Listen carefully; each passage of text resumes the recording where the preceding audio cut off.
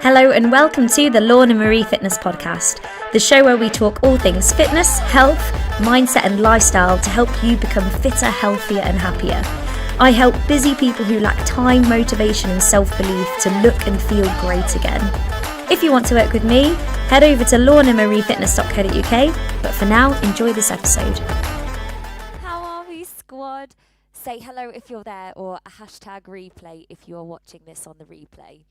Now, two things before we start today. I wanted to say firstly, thank you to everybody who came on Sunday. It was a really wonderful afternoon of just a few drinks, chats, giggles. It was really, really nice. So thank you to everyone who came. And don't forget that this Saturday is the Mega Food Bank Drive.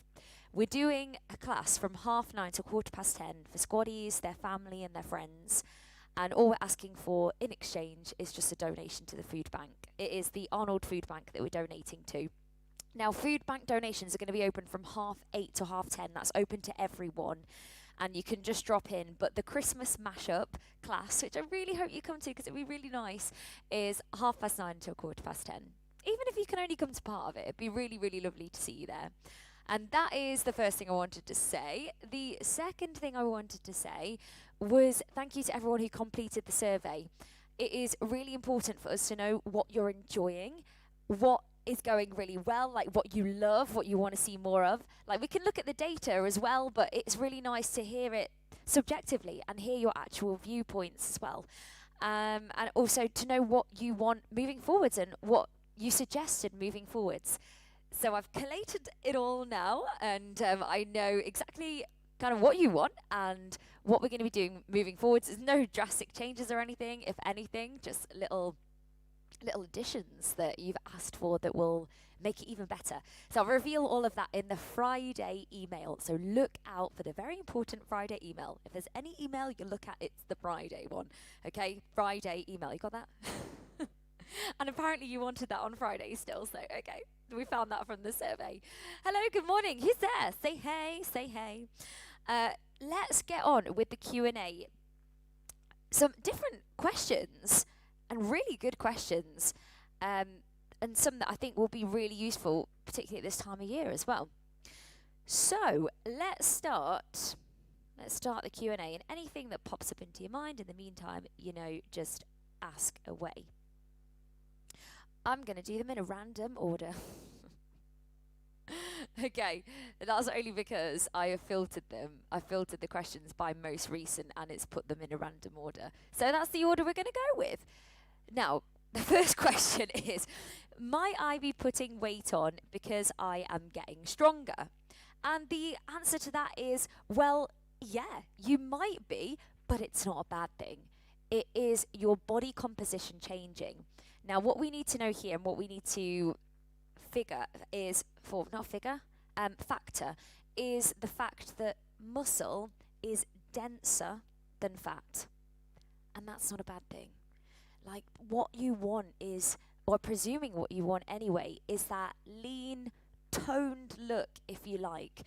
So if you find that actually you're gaining weight, but your body composition is completely changing, you're looking leaner, you're looking more toned, your waistline is coming in, you're getting shape how you want to get shape, but the scales are telling you a different story. Who cares what the scales say? It really doesn't matter. So yeah, you may well add a little bit of weight on. That's not something to be scared of. If you're getting healthier, if you're getting fitter, if your body composition is changing, so you look at yourself in the mirror and think, oh my gosh, look at my body. Wow, this looks great. I'm heading the way I want to, or this is just what I want to feel, what I want to look like. Then isn't that better? Isn't that so much better?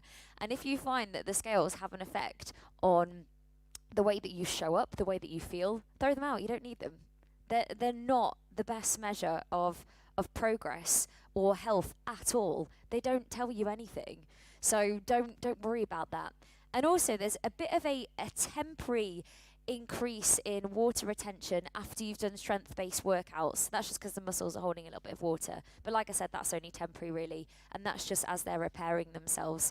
So you've got the temporary and then the more, I suppose, permanent one moving forwards. But like I said, your body composition's changing. It's a really good thing. Don't be scared of that if that happens. It might not happen, but if it does, and you're looking leaner and more toned and feel amazing, then great. That's really good. Okay, next question. Is there an optimum heart rate for fat burning? Is a steady jog better or a HIIT class? Now, this one, you might hear people talking about the fat burning zone and the cardio zone. Now, the fat burning zone is where you are working about 60 to 70% of your heart rate max. And then the cardio zone is after that point, really. Now, a lot of people think, okay, so I want to burn fat, so I'm going to stay in my fat burning zone. And that is what you might, I mean, it kind of makes sense, but actually it doesn't make sense. And let me tell you why. That is not a thing. When you're in the quote-unquote fat burning zone, your body is using fat as a source of energy. Now, our body needs energy. It needs glycogen from carbohydrates. That's your stored energy, by the way. You need to take that in, and you also need to take in fat. And when you eat, you're giving your body fuel. Imagine yourself as a car. You're giving your body fuel. Make sure it's good fuel as well, with a bit of what you want. So you're giving your body fuel, and when you're in your fat burning zone, your body is using the fat for fuel. That doesn't mean that you will be losing fat by using the fat that you have in your body for fuel. It is just tapping into that resource. When you are working in that cardio zone, you're going to be using more glycogen for fuel. Notice that I said more and not just. You're going to be using more glycogen. You're going to be using more fat in that area. You're going to be using more glycogen as a fuel source. Whether you lose fat or not depends on if you're in a calorie deficit, not based on the type of workout you're doing. Calorie deficit is where your energy expenditure is greater than what you are taking in. Again, that doesn't mean that you need to be a hamster on a wheel and doing exercise to burn calories. That's not what we're about. You'd make small tweaks in your diet and make sure it's sustainable. But that is the only way that you can lose fat. I hope I explained that well. But don't think that, I've just got to stick to fat burning exercise because then I'll lose fat and I'll drop fat. No, it doesn't work like that. The most important thing you can do is put variety in there. That is going to be really important, and I'm always banging on about that, and that is why we have so much variety at the online squad, because it's really important for your all-round well-being and your all-round health to make sure that you're doing that. Okay, next up. Is it a good idea to fill up on healthy carbs like pasta? Now, everything in moderation, that is healthy. A healthy diet has a little bit of everything, right? Now, it depends. It depends on the context here. One thing I would say about pasta is, in the past, a lot of people demonized it, and there is nothing wrong with it. Pasta is carbohydrate. Carbohydrates are your body's preferred source of energy, of fuel. Remember, putting fuel into the body. It depends. One thing that I would watch out for with pasta is just your portion sizes. But you can look at the portion sizes on packets, or you can weigh it out if you're not sure, or kind of eyeball it. That is one thing I'd watch out for on that one. And I'd also say, filling yourself up, I would fill yourself up with a good variety of foods. So it's not just about the pasta. Like, if you had plain pasta on a plate, it's going to give you carbohydrates. That's going to be fine. It's going to be a source of energy, but you've not got much balance in there. Like, where's the protein source? Where's the vitamins and the minerals? So I'll be looking at overall balance. I'm not sure what else to say about that. It just depends on the context, doesn't it?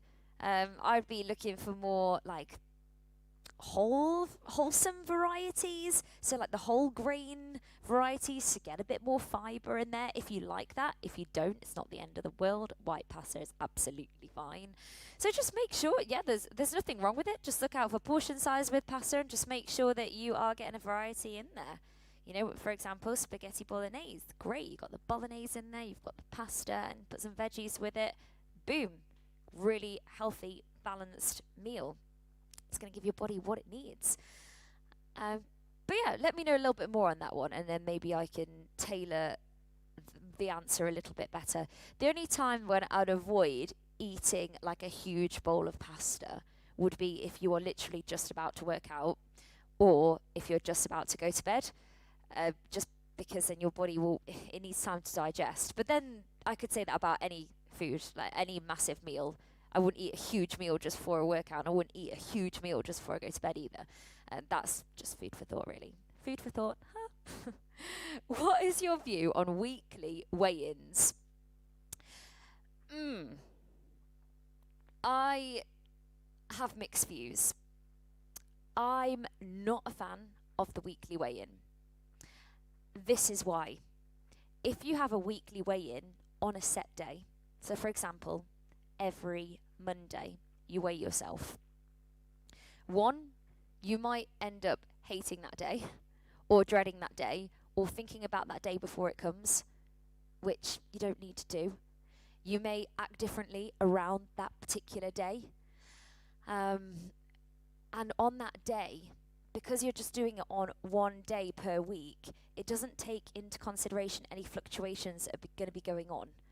Like if, for example, you had a meal that had a lot of salt in the night before and you got some water retention, or like we said earlier, you did a strength-based workout and your muscles are holding a little bit of water retention, you get on the scales and you weigh more.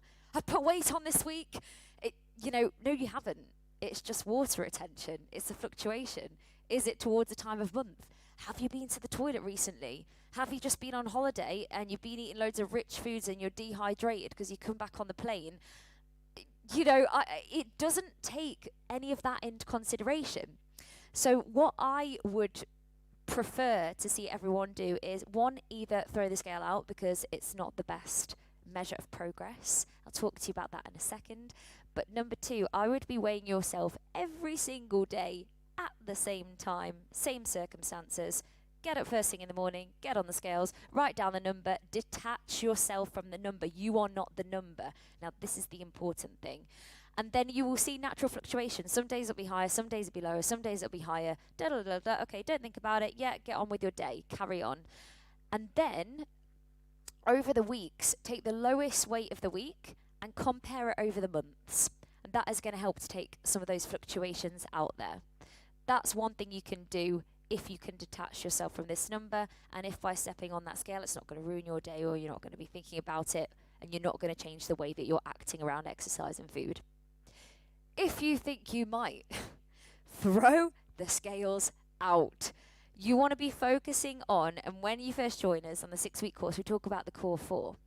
The core four, just the important things. Are you getting enough water in? Are you hitting the 70-30 rule with your food? Are you basing each meal around a protein source? Are you getting enough sleep? Are you getting your minimum 3 workouts in a week, or whatever you set for yourself? Tick, tick, tick. Focus on the process. Then you can take progress pictures. Do them 6 to 8 weeks apart. Take progress pictures like that to measure your progress and think, how do I feel in myself? Am I sleeping better? Am I showing up as a happier person? Are my clothes fitting better? Am I doing a stronger workout and I'm able to lift more weights? Am I now doing my first push-ups on my toes? That is a much, much, much better of progress than what a number is saying on a scale. And hey, you may be gaining muscle and, like we said, changing your body composition, so actually you look leaner, you look you look leaner, you look slimmer. Yeah, the scales aren't telling you that. Well, stuff the scales then. Stuff them. Who needs them? You don't need them. So that's my view on weekly weigh-ins. Let me know your thoughts on that. I would be really interested to know.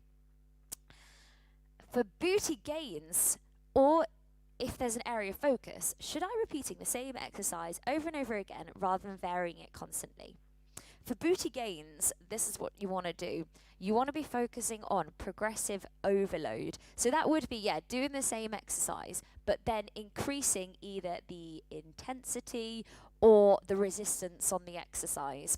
For example, doing squats in Stronger. You know, we keep the same release for so many weeks. So Stronger is like our barbell workout, our weights workout. Doing the same one and then adding weight on, increasing it. So you're increasing the resistance, you're increasing the stimulus, you're getting that progressive overload. I would be targeting the booty from different angles. So I'd be doing stronger, and I would also be focusing on doing body conditioning. But to build a muscle, remember, if we strip it back to the basics, to build any muscle, what you want to be doing is creating the stimulus, i.e., working the muscle, doing progressive overload, like I said, doing stronger, doing the booty band workout. Then you want to be feeding the muscle, give it enough protein, give it enough fuel, and then also giving it adequate rest so it can basically repair itself. That's what you want to be doing. So progressive overload, and then it's fine to do the same exercise. It's absolutely fine. Just progressive overloading it. So that might be in intensity. It might even be in duration. It might be you do an extra workout in the week, focusing on that area, and then adding some extra resistance. Okay, next question. I have a nutrition question. I'm trying to manage energy dips, so I've been sticking to the same breakfast and lunches to gauge things. Is eating the same thing every day okay, or should I be varying it? I would say variation within the consistency. I personally pretty much eat the same thing every day, but there is variety in what I do. So every day I'll have porridge for breakfast, and then I will have some fruit like mid-morning, and then quite often I'll have another bowl of porridge as well. I'm quite active. But I just like having that because I enjoy it. But then sometimes I have a bit of a fallout with that, so then I will have some Greek yogurt with granola, and then at the weekends I might have egg. But basically what I'm trying to say is my diet is very, very consistent. Breakfast, lunch and dinner, but there's variety within that. So I will change a protein source, for example, at dinner or at lunch, or I really enjoy eating tuna and sweet corn sandwiches at lunch, but some days I will get a different type of sandwich. So I've got the consistency, but there's a little bit of variety. So I'll change a protein source here and there. If I'm having fruit as a snack, some days, I might have a week of buy a load of apples and I'm going to have an apple, and the week after I'm going to put an orange in, or alternate every other day would probably be better. So have your consistency, but then have variety within the consistency. Breakfast, I pretty much eat the same thing every single day. Sets you off as long as it's really balanced. And I think over the day, if you think colours of the rainbow, you can't really go too far wrong. So just making sure it's balanced. Lunch, same thing. Why not just change a salad, or change the veggies that go with it every so often? So maybe 2 or 3 days eating that, and then change the veggies, change the protein source or whatever. And then with the snacks, if you're having fruit, just switch out a piece of fruit every few days, or a different type of whatever. I think consistency is really important, like you said, to gauge where you're at. But as long as you're having variety within your consistent diet, and that might not mean changing it up every 2 or 3 days. It might not mean that. It might mean more the fact that you are focusing on really balanced meals, and you're focusing on getting different vitamins and minerals in there. So you're hitting, you're getting enough calcium in your diet, you're getting enough vitamin D in your diet, you're getting enough fiber in there. Then I don't really see the problem in doing that kind of thing, and I think most people do live like that. I think most people do have pretty consistent diets, really. So as long as you're hitting those things and you're focusing on balance, I don't really see the problem. One thing that I would do is see how you feel. I think that's the most important thing. See how you feel in yourself, and if you need to adapt, then do it. But I think it's good that you've taken this approach, because I know after we've been speaking that I know that you're trying to get hold of those energy dips. So I think it's good that you're taking this consistent approach so you can actually track and see what's going on, and I think that's important for you to do right now. That's what I would say on that one. I hope that's helpful. For the 20 grams of protein, do you weigh it before cooking or after? As I know chicken contains a lot of water, or is it just as simple as one chicken breast? Weigh it before you cook it. Yeah, because like you say, they do contain water, and that will be, I was going to say expelled. Can you say that word, expelled, during the cooking process? Well, you know what I mean. Yeah, for the protein content, weigh it while it's raw. Does anyone take anything for their joints, as in supplements? My joints always hurt when it's cold, but I'm not sure if I should be taking anything. I read collagen starts depleting mid-30s. I'm not sure if it's a fad or not. So there's a few theories about this, about joint aches in cold weather. Nothing like majorly conclusive. So I did do a little bit of research on this one. There's nothing majorly conclusive as of yet. As with regards to collagen though, firstly, the jury's out. Some people say that it helps. There's no real solid evidence to say that it does right now, so maybe there is no harm in trying it. There are a few other things as well, like glucosamine that are beneficial for the joints. But if it is a cold weather thing, here's a couple of theories of what's actually going on. So theory number one is we get a lot of muscle tension. Our muscles tighten as the weather gets colder, which can contribute towards joint aches. But the other theory is this barometric pressure that we're in.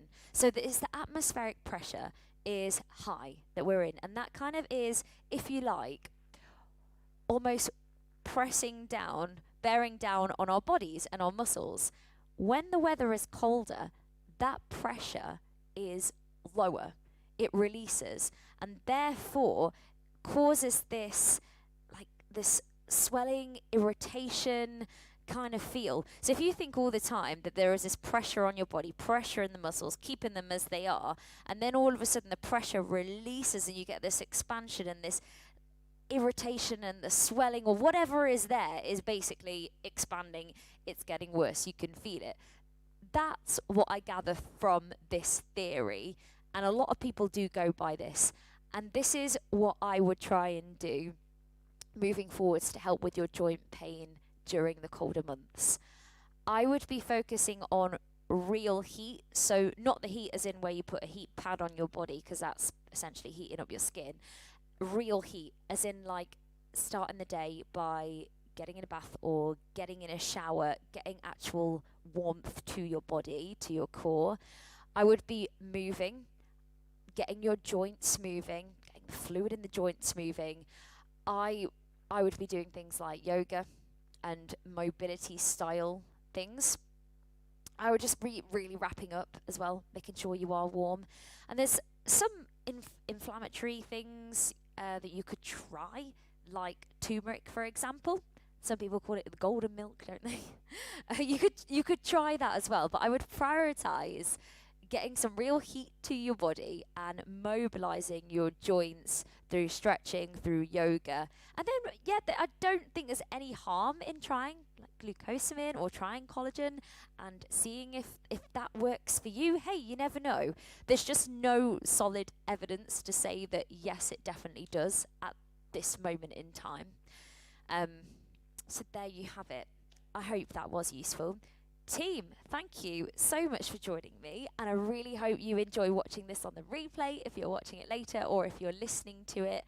And don't forget to subscribe to this podcast so then you can listen to this during your walks or when you are driving to and from work or wherever you're going, so you've got it there in your earbuds, or when you're making dinner or whatever. It's just handy. You can get this hopefully really useful information. You can take it all in. So don't feel like you have to sit and watch me, unless you prefer doing that, of course, then hey, I like seeing everyone come as well. But if you are really, really busy, particularly this time of year, just make sure you subscribe to the podcast and make sure you listen to this, hopefully golden information. Team, I will see you either on demand later today, or I will see you tomorrow morning at 6:30 or 9:30 as usual. Have a wonderful rest of your day, everyone. Happy Wednesday, and I will see you soon. And if you are listening to this podcast and thinking, do you know what? I really want to join that group because they sound so positive, so motivational, they do so much variety, and they really work to fit fitness into your busy life. Well, then you're in luck, because our next intake starts on the 15th of January and applications are now open. Head to lornamariefitness.co.uk and apply now. But don't delay, just do it now. Get your place in so you know you've got a plan for the new year. And let's make 2024 your year.